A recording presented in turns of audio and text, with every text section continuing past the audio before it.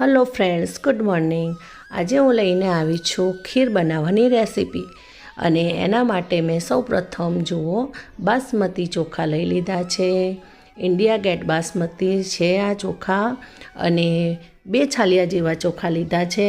એને સારી રીતે ધોઈને આપણે થોડી વાર પલળવા મૂકી દઈશું, 10 થી 15 મિનિટ।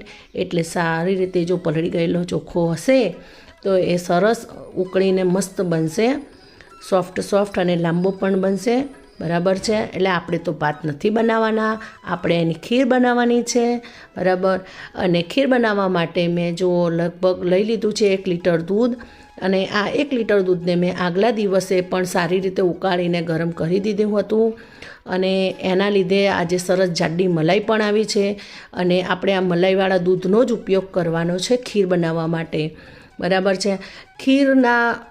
ખીર બનાવવા માટે જ્યારે આપણે મલાઈવાળા દૂધનો ઉપયોગ કરીશું તો મલાઈના લીધે ખીરનો સ્વાદ એકદમ સરસ અને સ્વાદિષ્ટ આવશે। કહેવાય ને કે રબડી જેવો આવશે। બરાબર છે। અને આપણા ચોખા પલળી ગયા છે તો આપણે ચોખાને જો દૂધમાં જ ઉકળવા દઈશું। અને દૂધની અંદર ચોખ્ખો ઉકળશે એટલે એકદમ મસ્ત ભાત બનશે।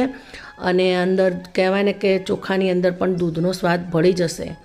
બરાબર। હવે એની અંદર મેં 2 જાયફળ લીધા છે, 4-5 કેસરની પત્તી લીધી છે।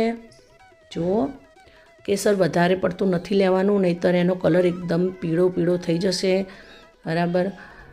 અને થોડી જરૂરિયાત પ્રમાણે સાકર લીધી છે, અડધી વાટકી જેવી। અને થોડી મેં કોપરાની છીણ ઉમેરી છે। દૂધની કોઈ પણ આઈટમમાં જો તમે કોપરાની છીણ એડ કરશો તો એનો સ્વાદ એકદમ બળકે બનશે। તમે ચોક્કસથી આ રીતે બનાવી જોજો અને ખાઈ જોજો અને પછી કમેન્ટ કરજો। તમે જોજો, ખરેખર એટલો સ્વાદિષ્ટ બનશે ને આ ખીર। બરાબર। જુઓ, ખીર આપણી સરસ ઉકળી ગઈ છે।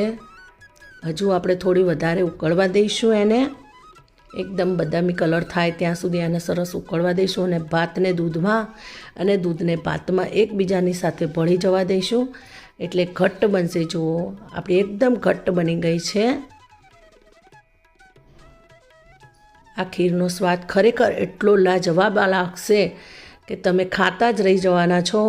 અને ખાઈને ખરેખર તમે મને કહેશો કે ખૂબ જ સરસ બની છે।